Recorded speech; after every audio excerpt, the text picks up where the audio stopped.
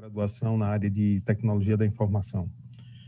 Então, nesse painel que se começa, vamos discutir aqui os desafios políticos, os desafios práticos na aplicabilidade do sistema único no ambiente dos poderes e órgãos públicos e o processo de governança da informação contábil. Para fazer esse debate, essa discussão, nós estamos trazendo aqui o professor Jorge Nascimento, que é um contabilista, uma pessoa que é servidora pública do Estado há mais de 37 anos, no governo do Estado da Bahia, já trabalhou em municípios, é diretor financeiro do órgão da Fundação Luiz Eduardo Magalhães, uma pessoa extremamente experiente e conhecedora, passou por desafios, tanto do lado sentado na cadeira, como do outro lado fazendo as consultorias, então conhece muito bem. E para contrapor a ele, temos aqui o Fernando Carlos, que é um contador, é advogado, é especialista em administração financeira e direito público, é bastante conhecedor da questão da responsabilidade fiscal, tanto aí como o consultor, como o advogado e contador, isso é brilhante, que ele reúne essas duas qualidades aí, e é consultor de entidades governamentais e terceiro setor. Então, são duas pessoas extremamente experientes para discutir esse assunto.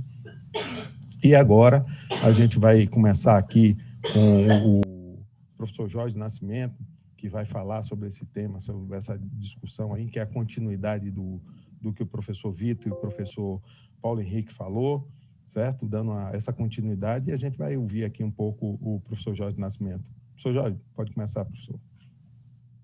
Bom dia ao nosso grande mediador, Paulo Pessoa. Bom dia a todos os colegas que fazem parte desse grupo Qualiconte, aqueles que estão nos assistindo. É um prazer muito grande estar aqui nesta manhã e trazer a nossa experiência como servidor público há 37 anos e ser ordenador de despesa durante 30 anos. Então, o objetivo desse painel é a gente trazer essa oportunidade que o serviço público está tendo em consolidar de forma definitiva as informações contábeis. E minha experiência me levou a alguns sobressaltos como ordenador de despesa. E me sinto muito feliz quando vejo um evento desse porte trazendo para o serviço público a evolução dos procedimentos contábeis. E o nosso mestre Paulo Henrique Feijó e o nosso também mestre Vitor Maciel mostraram nos dois extremos justamente esta dificuldade do que é o novo. E tudo que vem no sentido de trazer inovação para o serviço público, às vezes, cria uma barreira de ocupar espaço de alguém, de tirar a atribuição de alguém. E digo aqui a vocês que, na minha experiência como secretário da Fazenda, na segunda arrecadação do Estado, eu atravessei um período que levei 18 anos atuando em município, fui 30 ordenador de despesa, desses 30 anos foram 18 no município, 12 como secretário, e mais um período na administração pública estadual. Então, eu senti na pele o que é realmente ser ordenador de despesa, né? Lidar com pessoas, lidar com sistema, lidar com normas. Então, nós precisamos perceber que um evento como esse, ele é de muita significância. E eu trago aqui, dentro do nosso painel, uma experiência que me fez voltar ao tempo.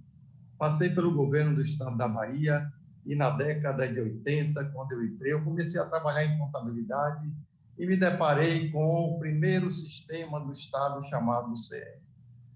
Era uma angústia, aquilo foi uma experiência inovadora no Estado, porque toda a tratativa de registro contábil, de sistemas integrados, de política de governança, de orçamento, de folha de RH, de patrimônio, isso realmente trazia um desassossego, porque essa gestão não tinha uma harmonia com relação às informações. e depois fui para um desafio no município da segunda arrecadação do Estado. Tive a oportunidade de, como secretário, passar pela transição pré-LRF e pós-LRF. E sempre lidei em ter que decidir.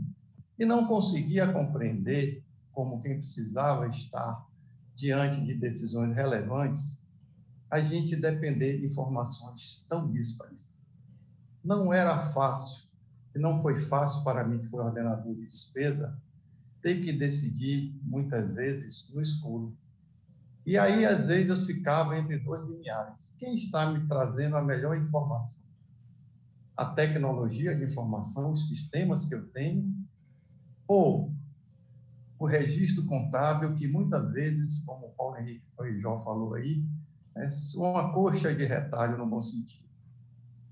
E quando comecei a perceber a importância entre você, e o professor Vitor falou muito bem, né? Formar pessoas, nós não podemos falar num processo de integração, de uniformização, de fidedignidade na informação, se a gente não tratar, primeiro, de compreender que as normas estão aí para ser cumpridas. Nós estamos diante, né, de um evento muito importante de uma estruturação dos procedimentos contábeis. Eu me recordo muito bem, o Marcos e o Esaú trabalhou comigo, quando em 2007 eu fui para o primeiro encontro que se buscava a inovação da contabilidade pública. E aquilo eu tomei um susto, eu digo, será que isso vai ser realidade? E aí veio o MCASP, PCASP, e hoje nós estamos diante, né, de um avanço expressivo. Então, o que me traz a uma motivação, já aos 37 anos de serviço público, próximo de uma aposentadoria, é perceber que o avanço do processo de informação e de transparência, isso traz um conforto para aquele gestor na atualidade. Em tempos de pandemia, a gente para e faz uma reflexão. Esses gestores, né, que estão na angústia de estarem sempre decidindo, essas informações precisam cada vez mais serem transparentes, serem consolidadas e serem fiéis a seus lançamentos. E me chama muita atenção, e no nosso painel aqui, né, que nós temos a primeira marca do nosso conteúdo, a orientação técnica da STN, órgão central de contabilidade do ente. Eu me recordo muito bem que quando veio a lei complementar 131 de 2009, e ela foi, assim, objetiva, né, no inciso primeiro, que era um incentivo à participação popular de audiências públicas durante o processo de elaboração e discussão de planos, lei de diretrizes orçamentárias e orçamentos. Então, eu trago esse recorte porque essas peças principais, elas ainda patinavam, e eu ainda estava me descolando de deixar minha última experiência como secretário, estava migrando para a Prefeitura de Salvador, e passei um período como ordenador de despesa, e me saltava aos olhos, Fernando, a dificuldade de enxergar qual o melhor sistema para me confortar, ainda como ordenador de despesa, a informação.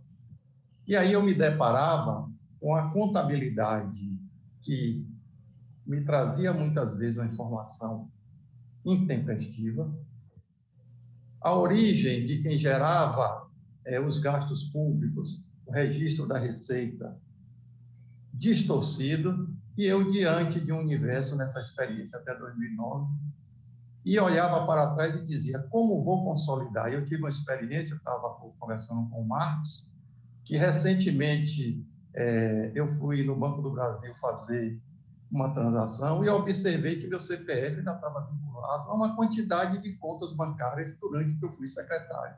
Contas que eu nem sabia que eram contas vinculadas. Aí eu fico a imaginar, né? Passado quase 6 anos depois, iniciei meu exercício de secretário em 2 municípios, em 1998, terminei em 2008, e em 2014, se eu não estou enganado, eu ainda encontrava registro no meu CPF de uma quantidade de contas, e eu tive a curiosidade de pegar, né, os documentos de balancete daquela época, e quando eu fui verificar, eu percebi que eu não dominava todas as contas. Em Camaçari, ousei criar o sistema de caixa único, criei a maior dificuldade em relação àqueles que podiam me cercar no sentido de trazer boas informações. Então, quando veio a Lei Complementar 131, e ela diz lá também no inciso 2 que traria a liberação ao pleno conhecimento e acompanhamento da sociedade, em tempo real, de informações pormenorizadas sobre a execução orçamentária e financeira em meios eletrônicos de acesso. E aí vem a dificuldade. Ora, essas informações parametrizadas ou pormenorizadas, elas precisavam que os atores tivessem o conhecimento e o domínio daquilo que ele estava atuando. E isso trouxe nesse ambiente um desconforto para principalmente os municípios, né, que estavam à margem de uma estrutura de sistema que pudesse, no mínimo, lhe dar o conforto que, neste caminhar dos princípios de transparência, viesse justamente a ter uma ferramenta de fidelidade nas informações. E aí a gente não pode falar, né, justamente de que o CIAFIC é uma coisa nova, como bem já colocou aí os dois primeiros palestrantes, o Paulo Feijó e o Vitor Maciel, que o decreto 7.185 de 2010 já trazia, assim, essa conformidade. E como secretário, digo a vocês que são gestores, ordenadores de despesa, vocês têm uma missão muito grande, nós estamos aí já correndo contra o tempo. Existe uma prerrogativa no decreto da necessidade de um plano de ação. Isto não é para amanhã, isto é para ontem. E quem trabalhou sempre no exercício da decisão do Executivo sabe que o tempo corre contra os procedimentos de implementação. E a Lei Complementar 156, que foi a base que alterou alguns requisitos, né, do sentido de trazer conformidade a esses registros, que ela na época tratava do Plano de Auxílio aos Estados e Distrito Federal, lá começou em 2016 toda essa necessidade dos entes subnacionais trazerem para si esta responsabilidade de ter a informação fidedigna como requisito de segurança, não só para os meios de transparência, mas principalmente para auxiliar os gestores que no Executivo têm um papel e no Parlamento muito importante. Este decreto também traz a configuração da pessoa do ordenador de despesa. Então, é importante para quem é ordenador de despesa que essas bases, elas tragam essa construção. Não é fácil você ter que decidir, né, no cotidiano da rotina da administração pública e as demandas no Poder Executivo que são muito sazonais e você não ter um sistema que lhe dê o conforto. Então, a intempestividade, ela não nos promove um conforto. É aquela coisa que eu faço um lançamento, eu faço registro, e eu, como secretário da Fazenda, presenciei que para cada lançamento de um imposto eu tinha uma conta contábil, uma conta bancária, e eu saltava aos olhos para que eu tenho que ter uma conta para taxa, para contribuição, para IPTU, para ISS. E aí, ainda do tempo que, recentemente, eu fazia os pagamentos com um tokenzinho do banco. E aí baixava aquele relatório, esperava que a contabilidade processasse o pagamento, e eu ciente que no dia seguinte eu tinha esse saldo bancário disponível, lê do engano. Então, essas experiências, elas são muito importantes, por quê? Porque nós precisamos entender que os entes subnacionais, que sempre tiveram a busca do auxílio financeiro da União, também estavam, a sua oportunidade, buscar manter o equilíbrio das contas públicas. E o equilíbrio das contas públicas passa, como bem o professor Vitor colocou aí, em suas experiências como órgão de tribunal, o professor Feijó, o Fernando, que essa experiência passa por você ter métodos de governança. A palavra governança que se fortaleceu a partir de 2014, com a grande obra publicada pelo Tribunal de Contas da União, passou a ser, certo, um elemento motivador e de empreendimento para que o gestor público possa entender. Eu não posso falar em governança se eu não tenho sistema administrativo, patrimonial, financeiro e orçamentário consolidado. A Lei 4.320, que nos trouxe toda essa prerrogativa, hoje nós temos a satisfação de ver grandes avanços na melhoria da conduta desse cumprimento do ramo do direito administrativo, financeiro, patrimonial.